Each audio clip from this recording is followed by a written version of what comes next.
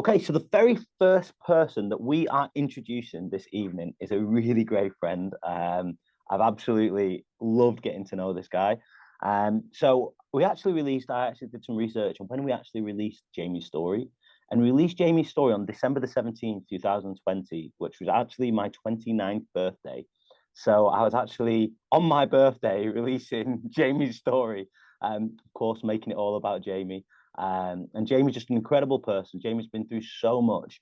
But instead of me telling you about Jamie, I'm actually going to hand it over to Jamie now so Jamie can actually share his story with us. Once again, remember, please, if you do have any questions, fire them into the chat or keep them. And at the end, we will have the panel discussion.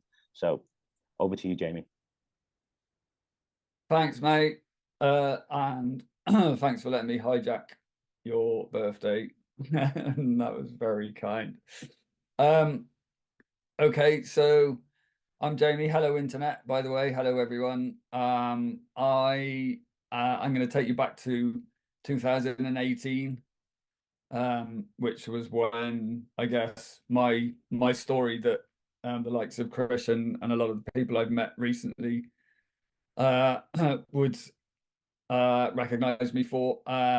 2018, I had a head-on collision, 50 mile an hour, two cars. A car came around a bend and drove into my side of the road.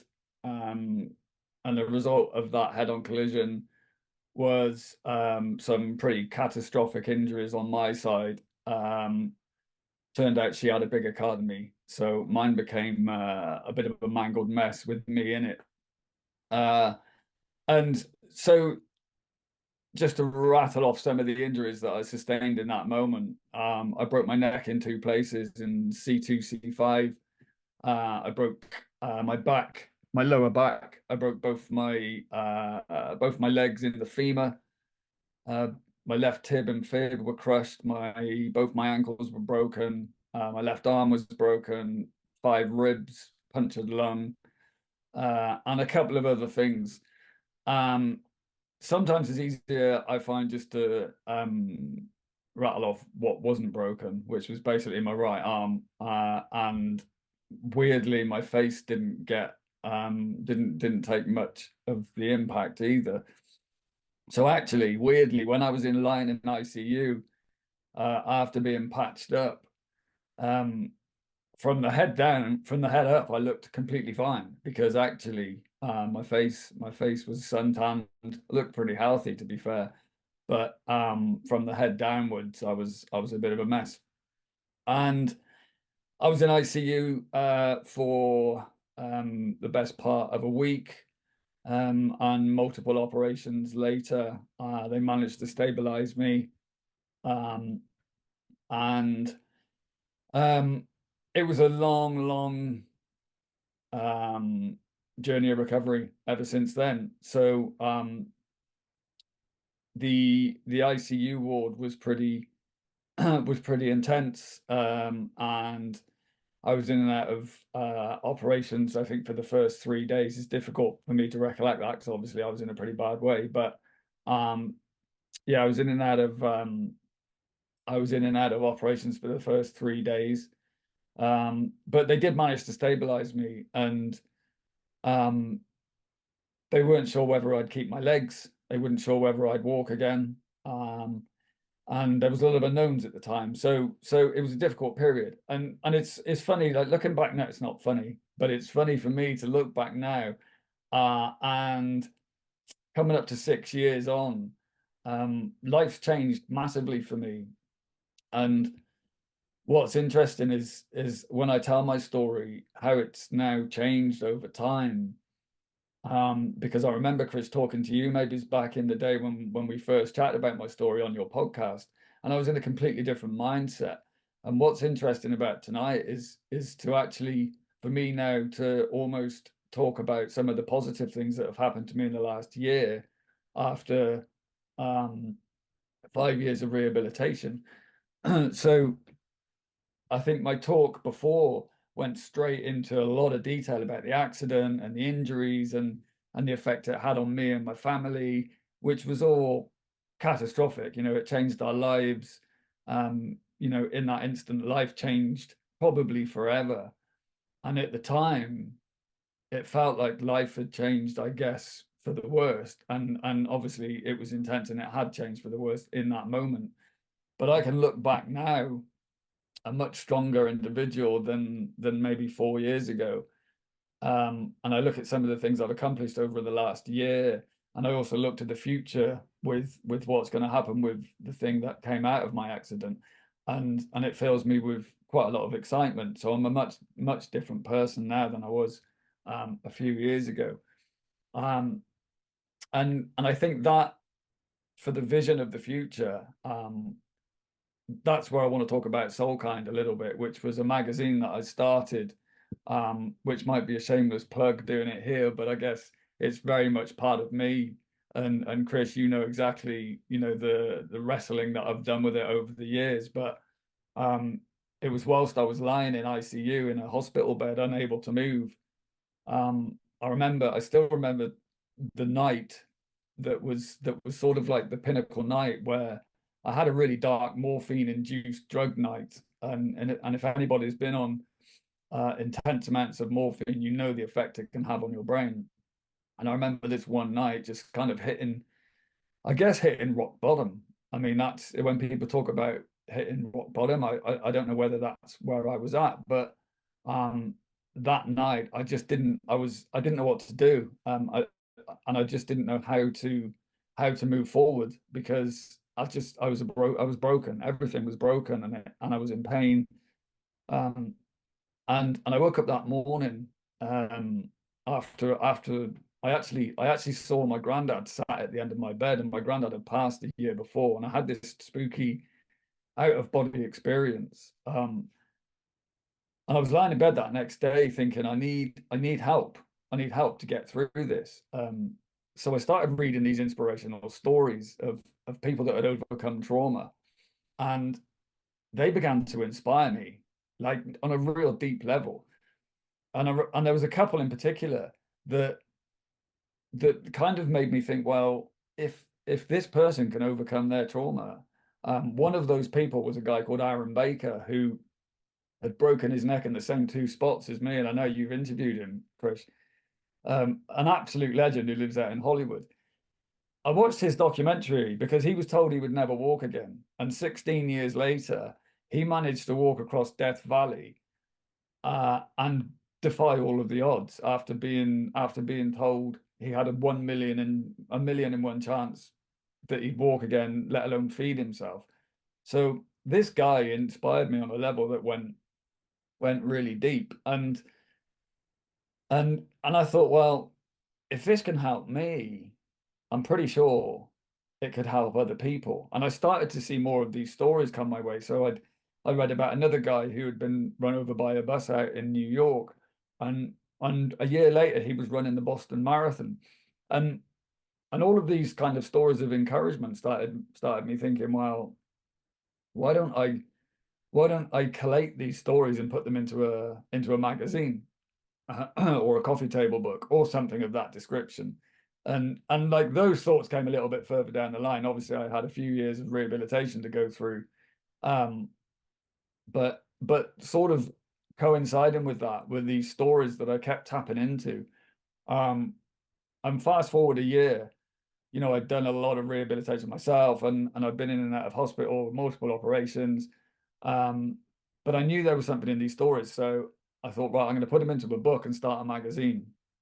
And that magazine is called Soulkind, and it's the thing that's kind of kept me going for the last 4 years on a professional level. It's given me a bit of a focus. But I contacted Aaron Baker after reading his story, and I said, look, I've got this idea of a magazine or a book. I was like, do you want to be in it? And I kind of thought nothing of it. And then he emailed me back the following day saying, actually, yeah, I'd love to be in it. And I kind of thought in that moment, shit, this is actually a thing. Now I've got to go and do it, because, you know, I've kind of put it out there. So I flew out to America to meet him. Took a photographer with me, Chris, that I started the magazine with. And And we went and met the guy, did a photo shoot, and I got to meet and become friends with him. I wrote his story. And that was the catalyst for a book of stories that are about people doing extraordinary things in life.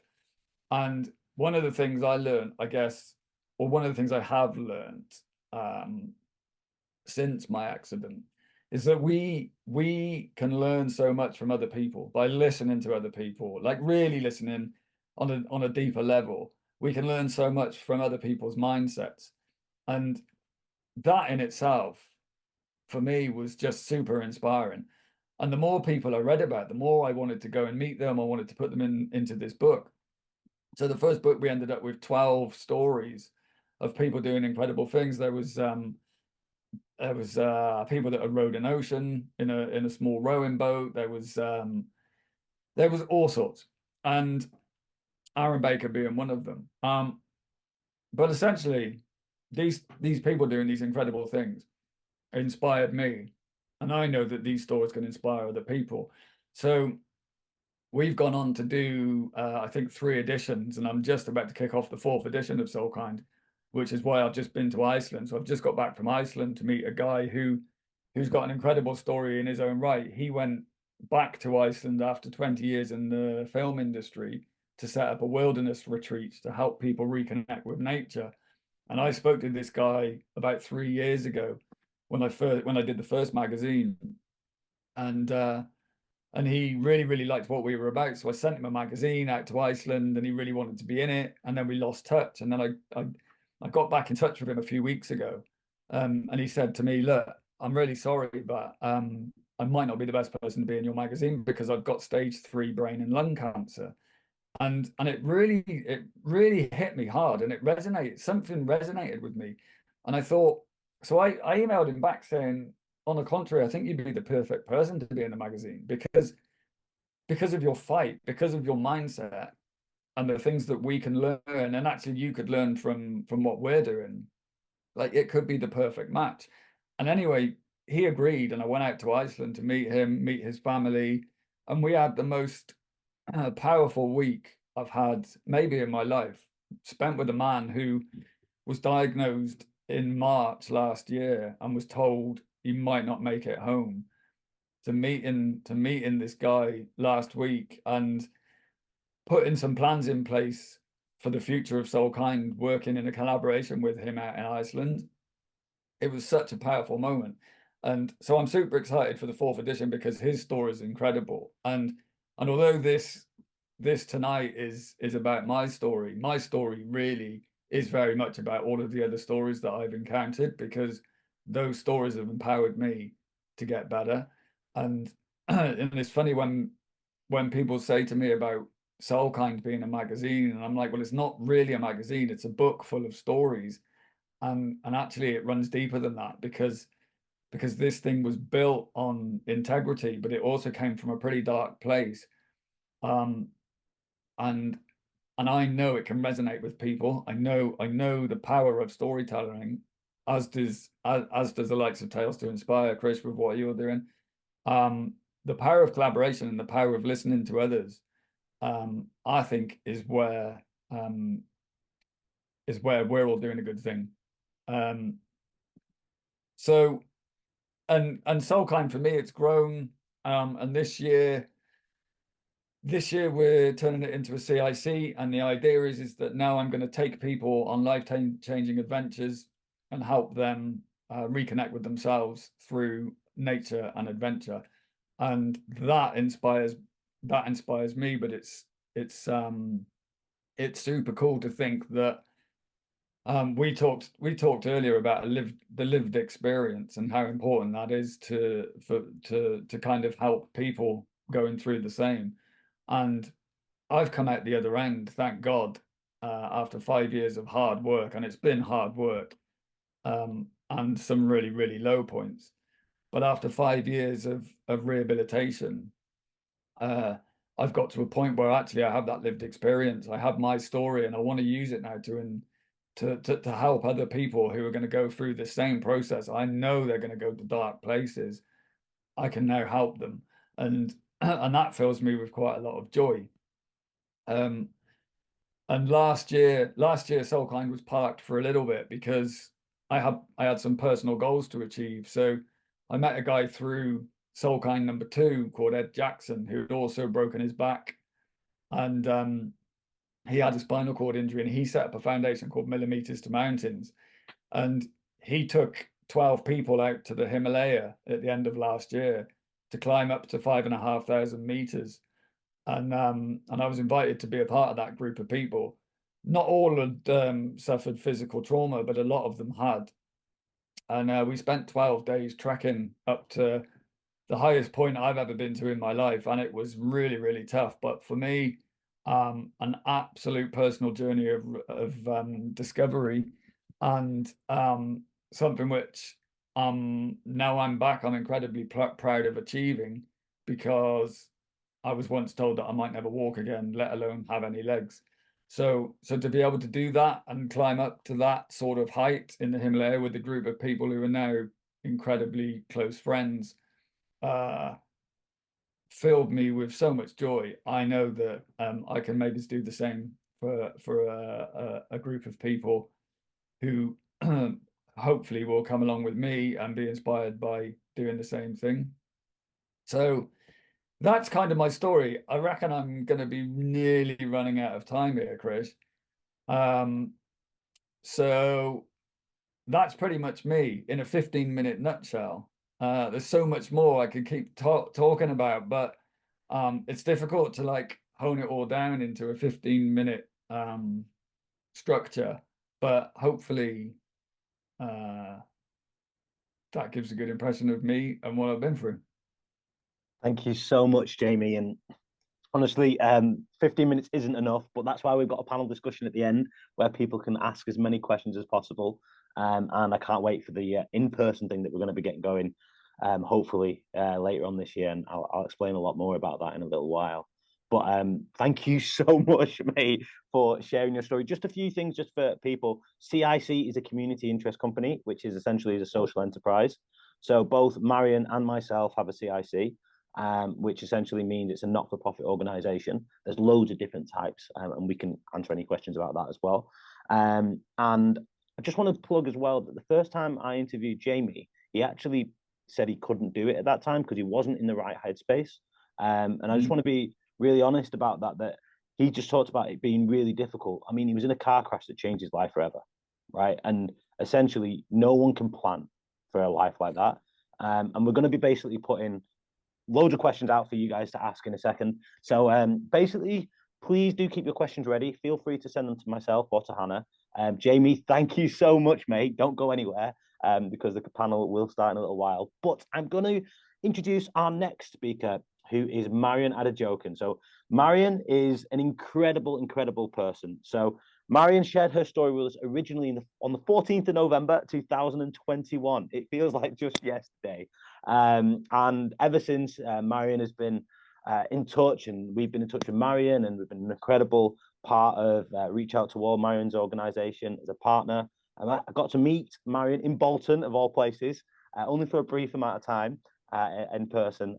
But I'm basically going to hand it over to Marian so she can share her story. Take it away, Marian. Cool. Hi, everybody. Thank you so much, first and foremost, Chris. Thank you, Jamie, for sharing your story as well. Absolutely empowering, I must say. Yeah, so my name is Marian Adejokun. I am the founder of Reach Out to All, which is a social enterprise aimed at young people in amplifying their voices. I wear many hats, so I'm not going to go through all of it, but I do a lot around the educational sector as well as running my campaign based around my story and sharing other people's story, called My Scars Tell a Story photography campaign. So my story goes back to 2011. I suffered from a deadly allergy reaction to eye drops, and my whole skin peeled off, and I ended up in coma for a month.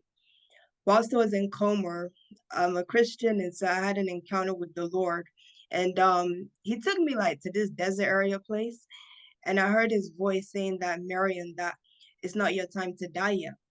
That what I want you to do is to go out into the world, to reach out to the youths and to everyone around you about the goodness in your life. And so at the time I was 19, I went through a horrific ordeal just from eye drops. Like I would, up to today, every time I look at the pictures and the journey that I've gone through, I still can't get over it, that is me that went through it. But I am grateful that I am here to tell the story, and most importantly, empower the young people that look, if I could go through something so horrific like this and come out the other end, there's nothing that you're facing that you can't go through. And so I think it's really important, most importantly, the work that Chris is doing with Toast to Inspire, it carries so much power. It's healing, I do believe. And more so, just hearing the stories of others carries a lot of weight with regards to like what I went through, what Jamie has gone through, and so many other people who amplified their voices to share their story. And so I find it that our voice carries so much power. One being because when I was in coma, I never knew that we had something known as a voice box. So I don't know if you guys can see here, but that is where our voice box is. They put a tracheotomy in my throat for me to breathe. And they also took out my voice box and had to put it back in order for me to communicate. So it's like I'm having to learn things over and over again, learning to eat, learning to walk, learning to talk, because these are the things that they said that I won't be able to do, to the extent that they said, oh, get Marian in a wheelchair. You know, she won't be able to take herself out of the hospital. I was like, what? I was like, no, I'm going to walk out the hospital with my 2 feet and get into my mom's car. Even my mom was scared. She's like, Marian, you just like, what is going on? I was like, don't worry, I'll do it. By God's grace, I'll do it. I do it. And I sure did do it. And I'm so happy that I used my words and I actually believed in it. More so at that point in time, I didn't see how I looked. So again, that's another aspect of it, because I didn't know how I looked and everybody else was looking at me scared, like, oh my gosh, who is this person? They thought that I was my mom's mom because that's how bad it looked. People that look like Freddy Krueger, because of literally my skin was shredding. It was absolutely horrific. I wouldn't want a dog to go through what I went through. And so, yeah, literally just coming out of that ordeal, being able to use, again, thanks to my mom and everyone's support, and again, Toast to Inspire, because you guys carry so much importance in my life. Being able to share my story, it is just a blessing beyond measure. I know I literally share my story every single day, but it comes out differently. And it's just so like, yeah, it feels good because one, like I said earlier, is part of the healing process. I did write a book as well. When I was 19, straight out of coma, I wrote it using Microsoft Word, published it. I was like, no, I don't want nobody to go through this. More so, I really wanted to find a way to inspire the young people, because I'm like, wait, what is going on in our community? Why are the young people behaving like this? My background is in teaching. So I work with early years education and special educational needs. And I also have the advantage of obviously working with youths. And I'm like, what can we do in our community to make an impact, to make, you know, something tangible out of these young people? Because I believe that each and every one of them are destined for greatness. They have something within them that they want to offer this world and make and be a change maker. And so we reach out to all, quite similar to Toast to Inspire. We love giving a platform for young people to amplify their voices. We literally just had 2 events just gone past these 2 weeks. One youth event that was just purely based on amplifying their voices. I'm saying through poetry, through rapping, through panel discussions, anyhow they want to be heard and they feel comfortable. We was like, yep, we're going to do that. And from doing all of this is really help build up their self-esteem, their confidence, the belief within themselves that, wow, my voice actually carries power. And like just seeing the smile on their face that they was even able to do that, or build up their life skills that they can use in their hobbies or their career or education, carries a lot of weight. And so, yeah, I'm just grateful to, I guess, really come across platforms like Krish, come across stories like Jamie, and use it to really make a difference in the lives of others. You know what I'm saying? I always tell people that the journey is more important than the destination. So again, when the media are asking me these types of questions, they're like, how did you do it? How are you so positive? I was like, I have to be positive because I'm alive and I'm able to tell the story. I don't need to be sitting at home crying, because if you research what I went through, it's known as Stevens-Johnson syndrome. Literally, people go blind from it. People's kidneys, intestines, literally it finishes people. Let's just put it that way, literally. And so with regards to like my campaign, my Scars Tell a Story photography campaign, I've now used it as a platform to, yes, share my story once again, create that awareness, but also involve other people that might have different types of rare diseases, rare skin conditions, or whatever it may be. And one thing that I didn't know, just from sharing my story on social media, I never knew that it's going to take me to so many different opportunities. So, for example, last week and the week before, I was at the House of Parliament, and then I also got invited to do like a live TV interview based on rare diseases and meet like these top health professionals. And I was just like, wow. So I'm just imagining if I didn't go and just share my story like I've been doing, I wouldn't be able to get these opportunities. And more so, I'm not doing it for myself. I'm actually doing it to help other people share their voices. Because when I hear people say, I want to be their voice, I don't know, you have your own voice, so use it. You know what I mean? And so, yeah, I'm just so grateful, I guess, to be in these places where, one, I'm also able to represent, two, I'm also able to spread the awareness around what I went through personally and the voices of other people, and three, for change to take place. Because again, if you don't use your voice, how is change going to take place? More so, if you don't believe in what it is that you're doing and share the word with other people, you're not going to get the support that you need. And so, what am I trying to say in a nutshell? Use your voice for the benefits of others. Again, ask questions, which is super important. That's something that I didn't do when I was younger. It's now that I'm coming out of my shell, asking questions, how to navigate, how to do this, and various things like that. And I definitely say network. Network is so crucial. Like Chris, he's a network. I know that for sure. I literally met him in Manchester. I think it was like 5 minutes, but it felt like forever. It's as if I've known him like forever. We just connected so well. Like he has such a good soul, good heart, and he literally wants the best for everybody. So yeah, please continue supporting Tell Us to Inspire and the work that they do. And yeah, thank you guys so much for listening, actually. Thank you so much, Marian, for sharing your story. Honestly, I don't know how. I mean, one day you're putting eye drops into your eyes, and the next that your skin's starting to peel off. And for someone in their later teenage years as well to go through such a thing. And the other thing that really I think is really important in this is the doctors didn't have a clue what was wrong with you. Yep. They couldn't figure out what was wrong with Marian. And that process took a long time before they found out that it was Stephen Johnson syndrome, right? Correct. So yeah, so I'm actually going to invite. Thank you so much, Marian. For anyone who's in the chat function, anyone in the room, sorry, in the chat function, I have put Marian's organization. I've put her story. I've put Jamie's story. I've also put Soulkind there as well, so you can find out about Soulkind. But now it is time for our panel discussion. Essentially, our questions to our experts in the room that are Marian today and Jamie. So please do fire any questions. If you would like to unmute yourself and put your video on, you're more than welcome to.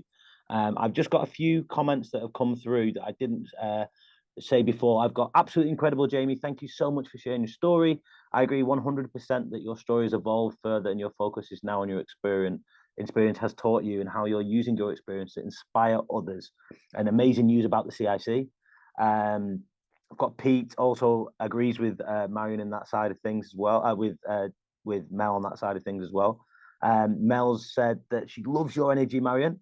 Very, very inspiring. I think it's really important energy is so important. And I think our energy for ourselves, but then how we also use that for others is key. And using, I think one of the things from both of your stories is using your voice to empower others to do the same in their own unique way. So, and then I've got Grace who said, love hearing both Jamie and Marian's stories. So, right, it's question time right now.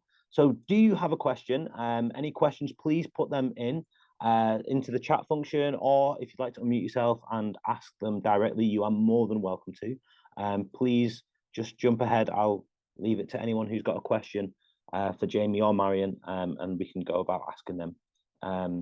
So Vicky has asked, how are you both doing now? So how are you both doing now? I assume that means in terms of like mental health or in terms of physical health, in terms of what you've been through. Vicky, is that probably physical in terms of what they've both been through?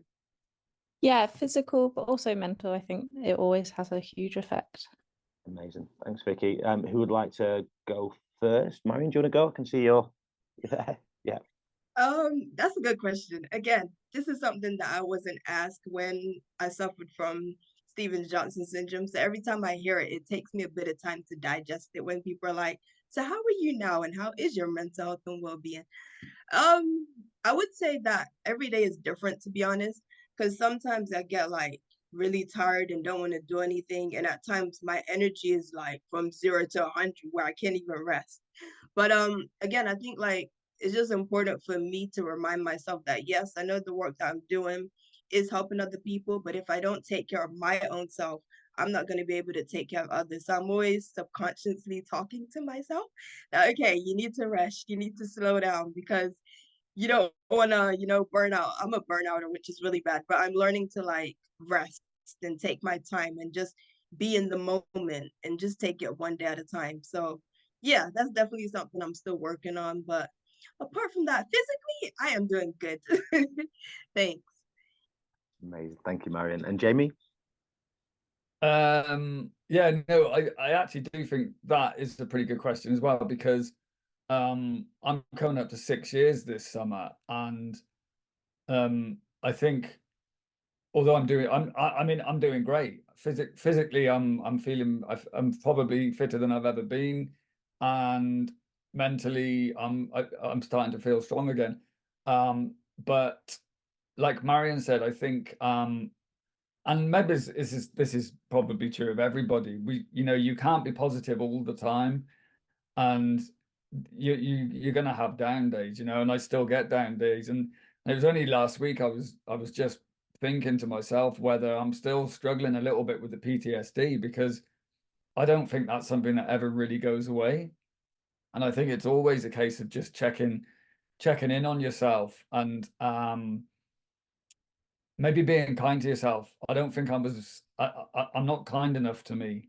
I'm starting to be a lot more engaged with kind of looking after myself, and acknowledging when if I'm having a bad day, then bad days come and go and it's okay, and just being a bit more kind. So I think in summary what I'm trying to say is I've learned quite a lot about myself, maybe in the last couple of years, as an outcome of what happened.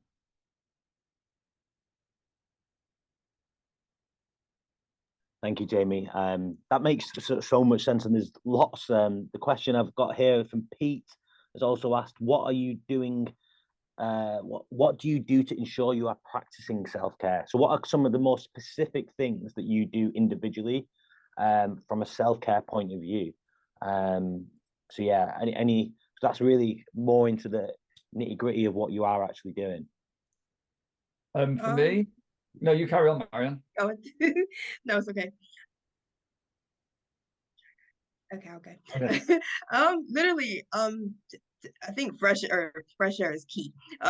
Taking walks in the park. Literally, I love the greenery, so that really helps. Like just calming and clearing your mindset, and also like just doing things that you enjoy. So people say, young people especially, actually say it's boring, but I love going to the museums and the galleries, and just being in a different space, being in a different environment carries a lot of weight, and it just literally just takes your mind off of things that you may be currently facing at the time.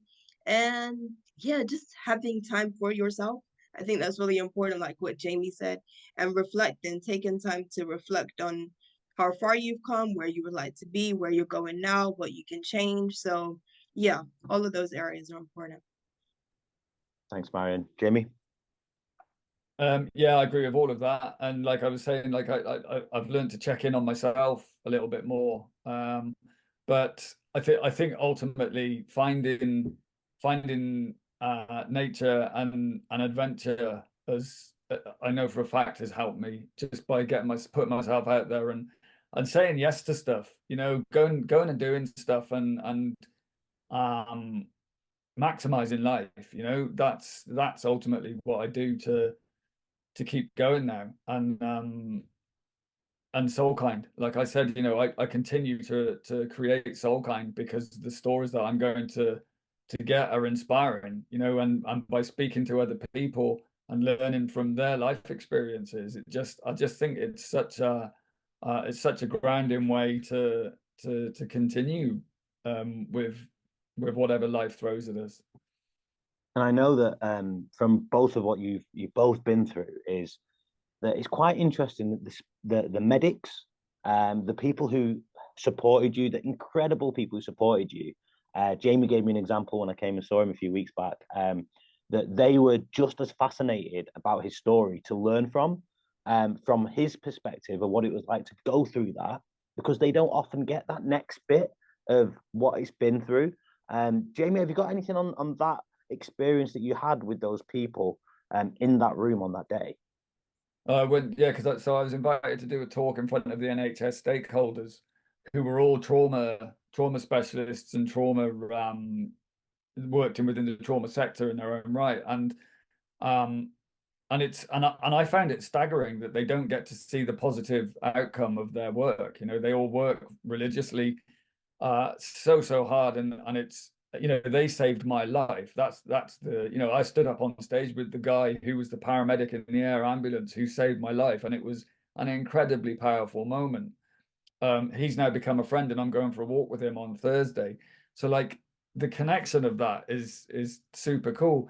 But I don't know, on that day, I was just staggered that these people don't get to see the positive outcome, and that's why I was put into that situation, to demonstrate that actually good things come from their work.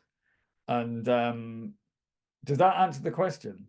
Yeah, it does. It does. And it's something, it's that, I guess it's the circle, it's the full circle, right? Just that incredible full circle. Yeah, it does. And next questions, because we've got quite a few that have come through. So, got from Mel, when you look back on your journey, have you got a specific moment where you realized your outlook / mindset had changed? Or was it more of a progressive change rather than a pinpoint moment? That's to both of you. That's a good question. I would say, like, I think mine is just an ongoing process, to be honest, because I feel like every day I'm evolving, not just like with the physical aspects of my skin getting back to normal, because literally, if you guys see my images from me talking out, you'd never believe it was me. And so for me personally, I feel like it's an ongoing journey, physically, mentally, emotionally, all the above. It's just an ongoing process where I'm continually, I guess, just like growing to accept that, okay, yeah, you went through that. It's fine. You're over it. What can we do with it now? Kind of a thing. So yeah, I think that's just how I see that aspect of things. Yeah, I totally second that, Marian, actually, that it's progressive, and I think that's true of anybody, whether you've been through trauma. What, you know, trauma can be big, it can be small. People can climb mountains, but to some, getting out of bed in the morning is their mountain. It's just like, life's hard, you know, and it doesn't matter really what you've been through. Everybody's got difficulties in life. So, and I think we're all learning. Every day's another day. I think it just comes back to checking in on yourself, you know, just be kind to yourself and be kind to others. And I think that's a pretty good mantra to live day by day. So I don't think there was, I think it's a progressive thing. I don't think there was a pinpoint. But what I would say is that, funnily enough, it was actually speaking at the festival last year, Chris, that when I didn't really think my story was worth telling. And I genuinely believed that, because I just found it narcissistic. I had it wrapped up in my own mind, I guess, that I didn't see the positive things that could come out of telling it. And when I stood up and told that story for the first time, what I saw in people take from that, like what it did to people, really, really inspired me to keep telling it, because it made me realize the importance of doing that.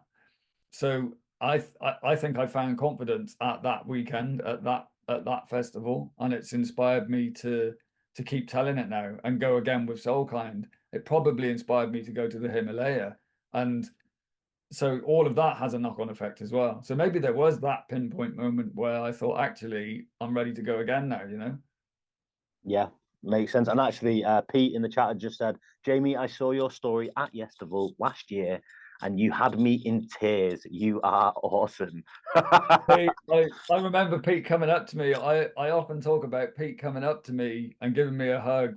He was in tears, and he was one of the people who probably doesn't realize the impact he had on me to change my life, because it empowered me to keep doing what I'm doing as much as it empowered him. I know, to go on a nutcase bike ride wherever he's been.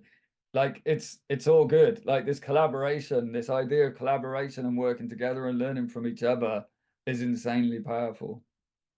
Absolutely. And if anyone's asking about what Yestival is, one of our ambassadors, Dave Cornthwaite, has an incredible place called the Big Sky Hideaway in Lincolnshire. And he has every year something called the Yestival. And it's around this theme that it's say yes more. And incredible. So Jamie was there, I was there, and a bunch of our other ambassadors were there last year, getting to share their stories. Just to give you the heads up on that one. I just had a private message. If anyone's struggling to know where any of the things that we're talking about, Soulkind, reach out to all. A Tales to Inspire newsletter, if you want to sign up. Everything's in the chat function on the Zoom. All you need to do is just literally click the chat function, and then you can find out more about that. So I've got a question. Oh, Hannah. Hannah said that she wants to unmute herself and ask the question that you've got. So Hannah, would you like to ask a question? Yeah, of course. It was just a bit long to type out. I have one question for each of the guests. First for Marian. But if you said like a year, if you told yourself a year or two before, you went through this trauma, do you think you would have had faith in yourself that you would have still came out with such a determined attitude and such a positive attitude? Because I think, to go through what you have, and you were still so determined and you seem very positive, even after it happened. Do you think you would have been prepared for that? And do you think you would have reacted in that scenario? I think for myself, I know for myself, maybe I wouldn't be able to. So I guess, like, what is that, you as a person, or was there something specific that kind of helped you through that, I guess? Yeah. Thanks for your question, Hannah. Literally, so my story again, y'all, my story is really long, but basically I was born 4 months early and weighed 1 pound. So I was a premature baby. And so on top of that, I've had so many, like, I guess you could say, learning difficulty experiences, disability, you name it. So it's like, oh, I just saw this as another obstacle. So to some extent, I was kind of scared, but I wasn't scared at the same time. I was just like, oh, it's just another obstacle. I'll come over it. And the thing is that I think it was a year before this happened, I had a back surgery in my lower back because I had something known as scoliosis, which is when the lower of your spine is curved. So I did that surgery, and then bam, this one came like a year after. I'm just like, oh my gosh. But yeah, I just took it with a pinch of salt, and I'm like, you know what? I'm gonna come out on the other end. There's gonna be light at the end of the tunnel. I took it with a pinch of salt, and as I say, I turned a negative thing into a positive situation. So I guess it also goes to, like, my mindset, and my faith plays a very important part on my journey. And so I always keep that at the forefront, because the mindset is powerful. Whatever you think is exactly what is going to happen. So long as my mindset was in the right place, despite what I was going through physically and how people saw me and their reactions and stuff, it didn't faze me. I was just focused that, no, I'm gonna come out of this. Whether whole or on whole, I'm gonna come out, and that's exactly what happened. Thank you so much. That's quite inspiring to even hear that you're able to describe it so like that. It's crazy, but thank you. Thank you. And then for Jamie, when you had answered a previous question and you said, you still go through hard days and stuff, and it is still it can kind of go up and down and whatever. I guess, like, what helps you more on a daily basis, and kind of what have you taken from that can just kind of help you out of a bad mindset, or I guess that's my question. The answer, I think the real answer to that is I don't know, because I don't, like, I learned, going back to the stories and the people I've spoken to within the magazine, I get so many little anecdotes and so many ways of dealing with stuff, and I think you've got to find what's what works for you. And I know that sounds like a bit of a cop-out, but I just find that knowing that it'll pass, it was one of the biggest things that I was told early on, that you are going to have these moments and they will come and go, right? And I think I've always kept that pretty much at the back of my mind, that sometimes the darker days were longer. Sometimes, like going back to what Chris said at the beginning, sometimes the dark days would last a week.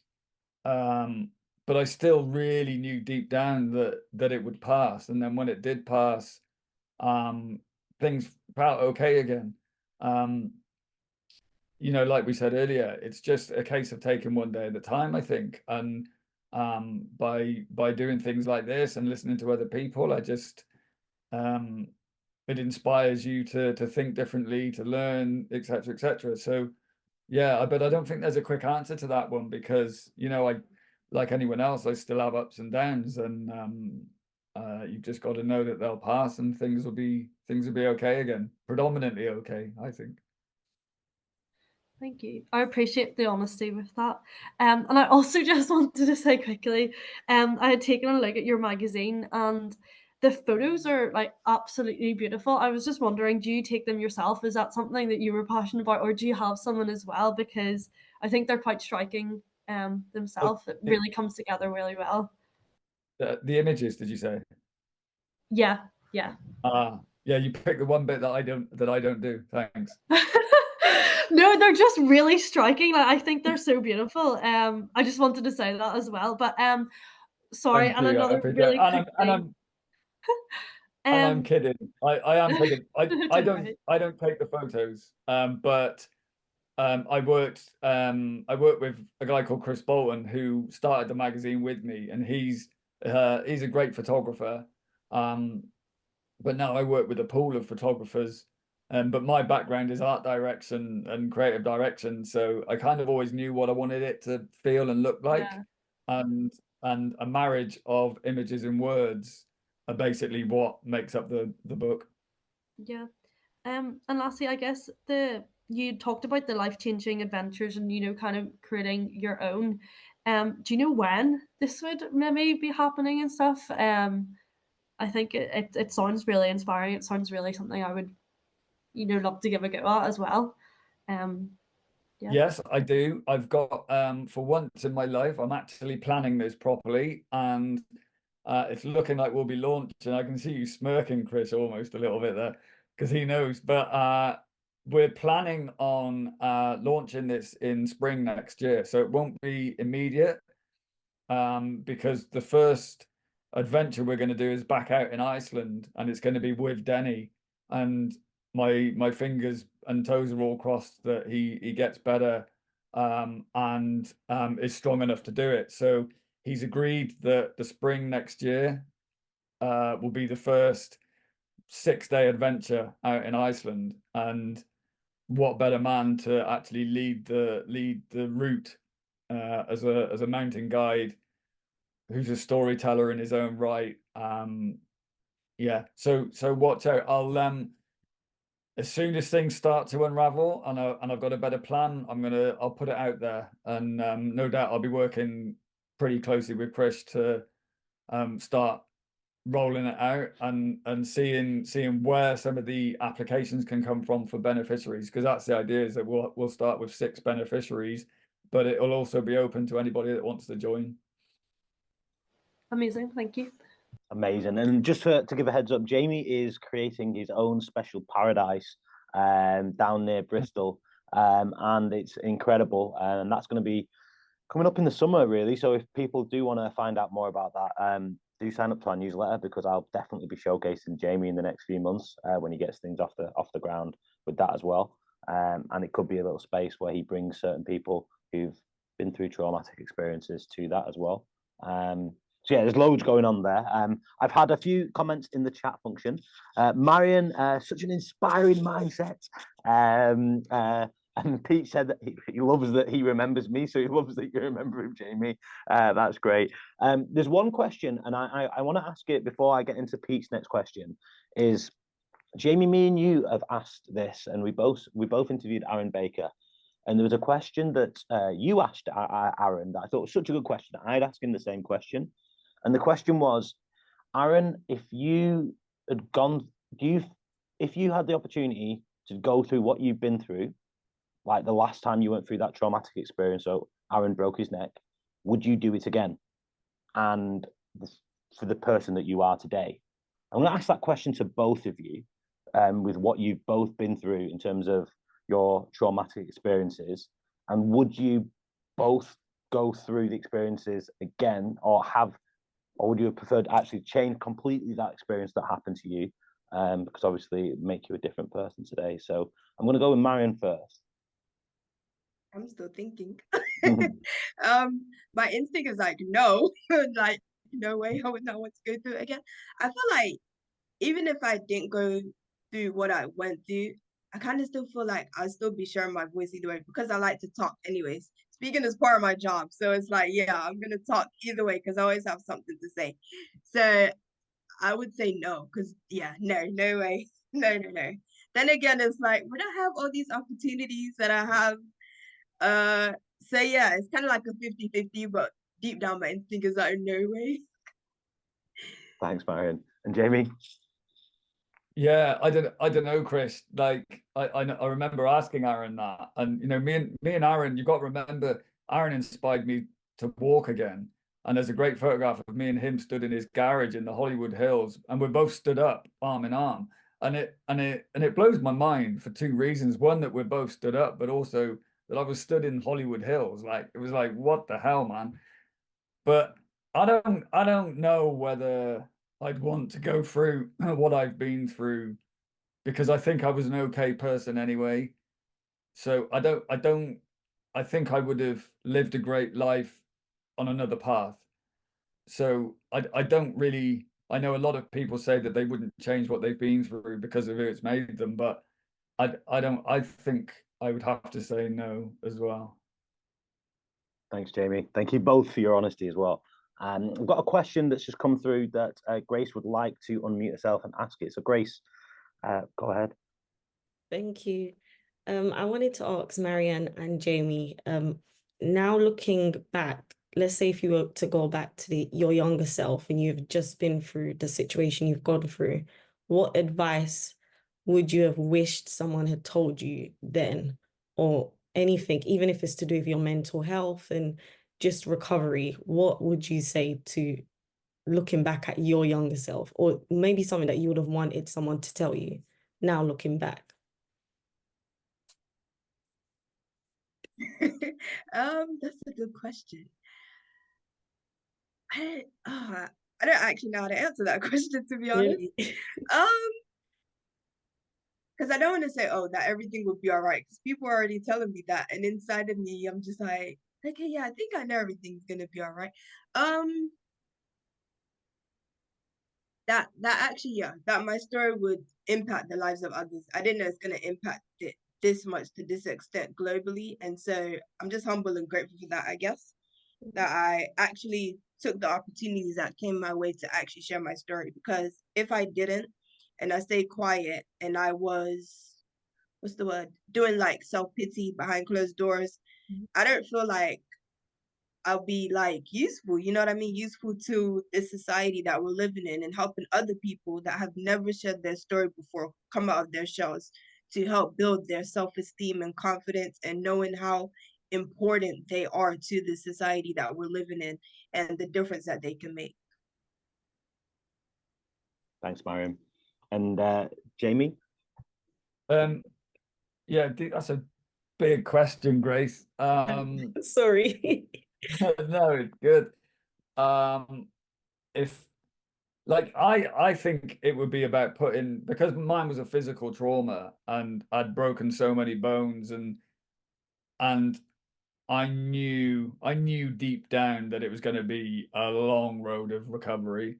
And so the thing I think would be something around putting the work in. Like, you've got to put the effort in, because it's not gonna happen on its own. You know, and you know, like, how many people, I don't know, break a bone and then they're told to do the physio and they don't bother, right? Because bones heal, but to be strong, to get strong bones and kind of give you a better future, you've got to put the effort in, you've got to put the hard work in. So, and I was kind of brought up as a kid, like always put the hard work in, because what you put in is what you get out, right? So I just think that was always be the advice I would give to anyone going through it. It's gonna be, like, be honest, it's gonna be tough. And if you put in the hard work, then the results are gonna be, they'll show. Amazing. Thanks, Jamie. So I'm actually, I know time's coming up. We've got one more question, and that one kind of answers two questions, Grace. So you've answered the question you've asked is very similar to the one that Pete was going to ask as well, which is great.